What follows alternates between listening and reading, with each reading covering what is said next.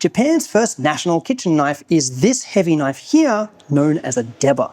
The quintessential knife in Japanese cuisine used since the 1600s, made in Sakai, Osaka, it's the perfect choice for working with seafood. These single-edged knives are best for filleting work, but also for taking off a fish's head or tail. This includes using the heel of the blade to get through some bones or even crack the shell of a crab. That bonework part is very important because Japanese knives are kind of like your teeth. For example, much like how biting into a thick bone might break a tooth or two, cutting through one might chip your knife. The Deba, in comparison to other Japanese knives at least, is very thick and heavy, so it doesn't have this issue, making it good for chopping ingredients too.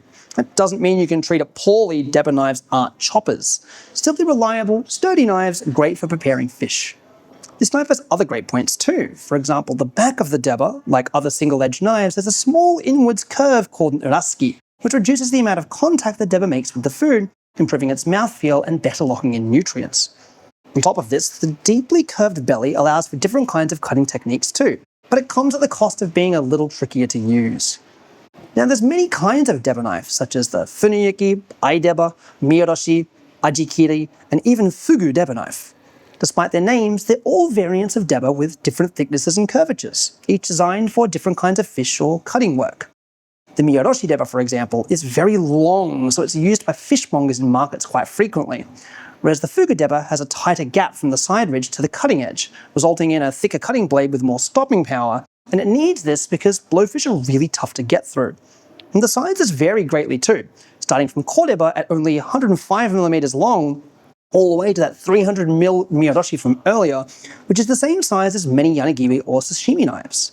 While they're a lot less common, Kiritsuke modified Deba exist as well, like this really lovely Blue Steel 1 Kinameki series here. Now, if I was to use a single word to describe the Deba, it would be flexible, despite it not being able to bend at all. And this is because they come in probably the widest variety of lengths, types, and blade angles, so there's flexibility in the options out there. In fact, there's such flexibility that Deba that aren't designed for fish exist too, like this Kashiwa Deba here, designed for chicken. You can even get them with Western-style handles, or as double-edged yaw Deba like this one here. Plus, Deba are available left-handed, there's just less of them out there. If you're looking into Japanese cuisine, this is the first knife you'll start with, but it can be used in the home comfortably as well if you eat a lot of fish. These don't have to be just for fish though, they can be used multi-purposely. It'll just take a bit of practice. We have an article on our website covering all of these in more detail, so take a look if you're interested, it's in the video description.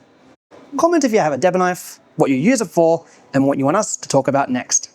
Happy cooking!